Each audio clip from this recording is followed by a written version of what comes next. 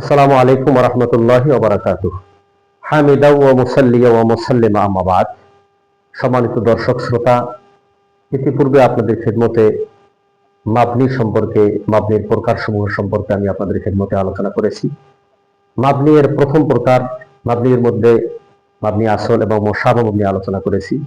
মুশাবাহ মাবনি এর প্রথম প্রকার হলো মুজমারাত, জমির সমূহ। এটাকে জমির থেকে দমায়েরও বলা হয়, জমির থেকে দমায়ের, আর মদমার থেকে মদমারাত, বহুবচন। জমির সমূহ আমরা জানি যে প্রত্যেকটি প্রকারের মধ্যে 14টি করে জমির আছে, 5-14 70টি জমির আছে। এই 70টি জমির আমি যদি চিনে নিতে পারি, জমির সম্পর্কে আমার কোনো প্রশ্ন আর বাকি থাকবে না। অনেক সময় দাখিল আলেম পরীক্ষায় শর্ট প্রশ্নের মধ্যে উল্লেখ করা হয়, যেমন ফি কুলুবিহিম মারাদ, এখানে হিম শব্দটি কোন প্রকারের জমি, আমরা না জানার কারণে উত্তর দিতে পারি না।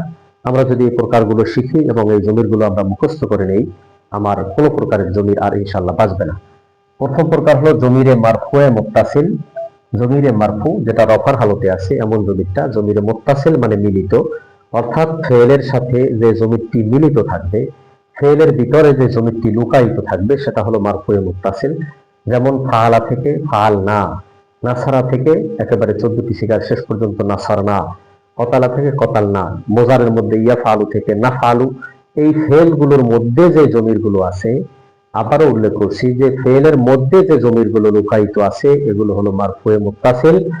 এবং এই ফেলের মধ্যে যে জমিরগুলো ছিল, এগুলোকে যদি আমরা আলাদা করি, তখন এটা হবে জমিরে মারফুয়ে মুনফাসিল। যেমন হুয়া থেকে নাহনু, হুয়া হুমা হুম, হিয়া হুমা হুন্না, আনতা আনতুমা আনতুম, আনতে আনতুমা আনতুন্না, আনা নাহনু।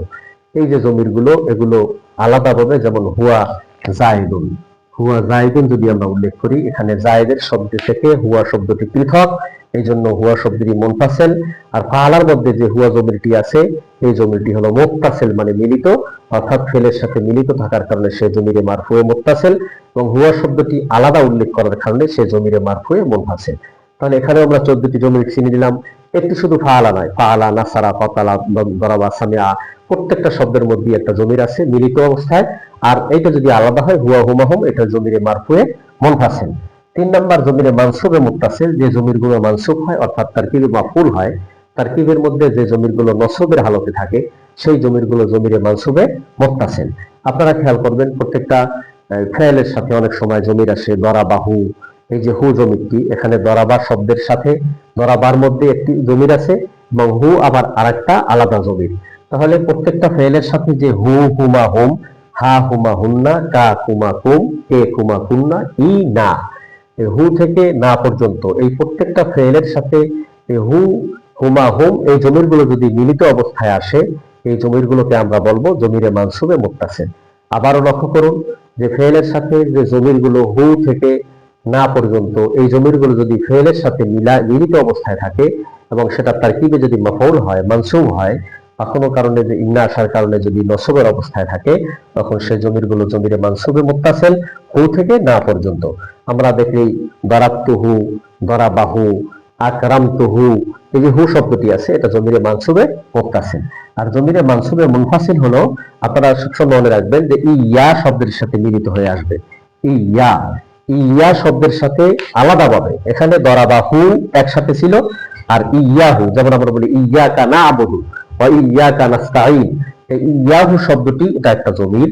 এই জমিরটি জমিরে মানসুবে মুনফাসিল, কারণ হলো এটা ফেলের সাথে মিলিত হয়ে আসে নাই, বরং ইয়ার সাথে আলাদাভাবে ব্যবহার হয়েছে। ইয়াহু, ইয়াহুমা, ইয়াহুম, ইয়াহা, ইয়াহুমা, ইয়াহুন্না, ইয়াকা, ইয়াকুমা, ইয়াকুম, ইয়াকে, ইয়াকুমা, ইয়াকুন্না, ইয়া, ইয়ানা। এই শব্দগুলো জমিরে মানসুবে মুনফাসিল, জমিরে মানসুবে মুনফাসিল। 5 নাম্বার জমিরে মাজরুরে মুত্তাসিল। মাজরুরের কোনো মুনফাসিল নেই, জমিরে মাজরুরে মুত্তাসিল। মনে রাখবেন, হরফে জরের সাথে যদি কোনো জমির আসে, এটা জমিরে মাজরুরে মুত্তাসিল। যেমন লাম একটা হরফে জর, তার সাথে হু একটা জমির আসছে, বা একটা হরফে জর, তার সাথে হু একটা জমির আসছে।